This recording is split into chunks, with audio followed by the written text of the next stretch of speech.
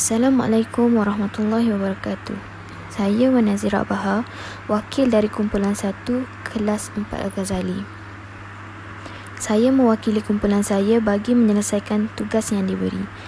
Tugasan yang diberi adalah menjawab beberapa soalan.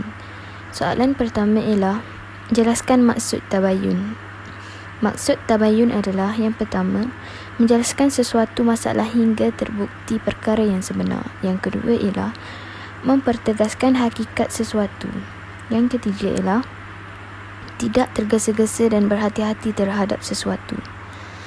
Soalan kedua ialah terangkan sebab nuzul ayat di atas.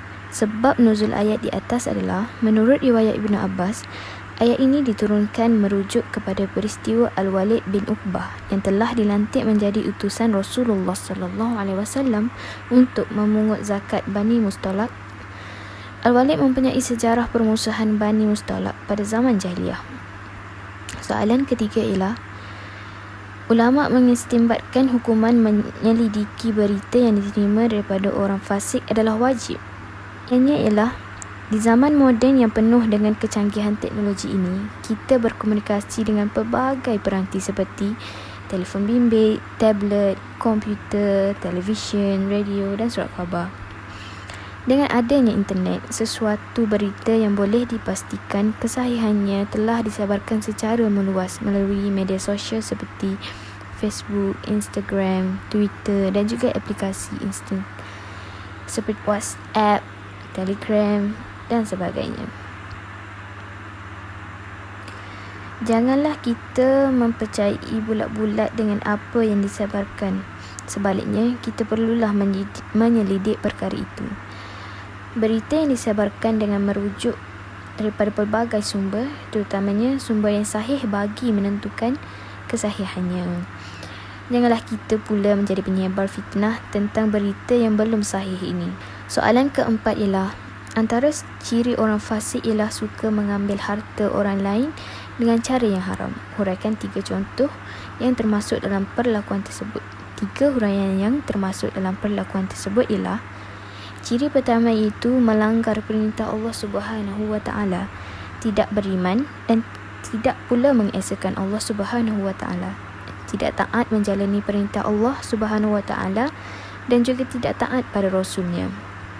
Ciri kedua, yakni memutus silaturrahim dan tidak lagi memelihara imannya kepada Allah Subhanahu wa taala, tauhid, ketaatan kepadanya. Ciri ketiga, buat kerosakan di muka bumi. Ini adalah bentuk perbuatan kufur kepada Allah Subhanahu wa taala meski telah beriman kepadanya, termasuk juga senang bermaksiat dan kemungkaran yang membuat Allah Subhanahu wa taala murka. Seterusnya, berdasarkan maklumat di atas, rumuskan tindakan yang perlu diambil oleh pihak kerajaan bagi mengatasi masalah di atas daripada berterusan.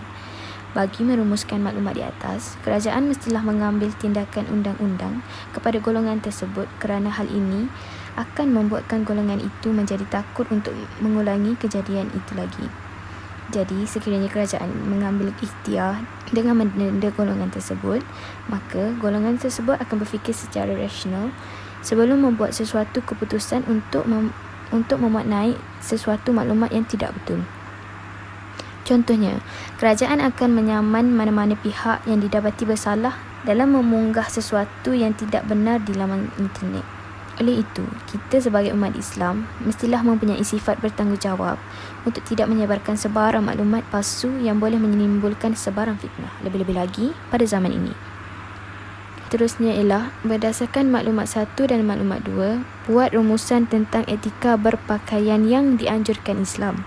Rumusannya ialah Islam menganjurkan umatnya untuk menutup aurat mengikut syariat yang telah ditetapkan. Namun, rajah kedua menunjukkan bahawa ramai remaja pada zaman ini tidak memakai pakaian yang dianjurkan dalam Islam. Contohnya, Islam menyuruh kita untuk melabuhkan tudung hingga ke bawah paras dada. Namun, ramai anak muda yang memakai tudung di atas paras dada.